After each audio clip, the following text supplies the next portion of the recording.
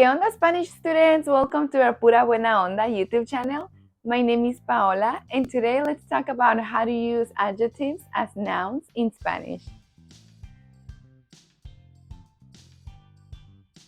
You can use almost any adjective to refer to a noun that was previously mentioned, and you will need the article that matches in gender and number the noun that it is referring to. For example, azul, blue, would have 4 variants.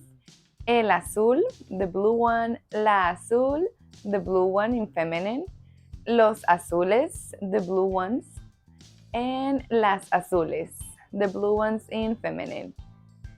Or caro, expensive, would also have 4 variants. El caro, the expensive one, la cara, the expensive one in feminine, los caros, the expensive ones, and las caras, the expensive ones in feminine.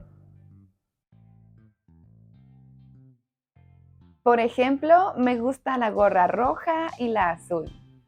I like the red hat and the blue one. Or, ¿compraste el coche barato o el caro? Do you buy the cheap car or the expensive one?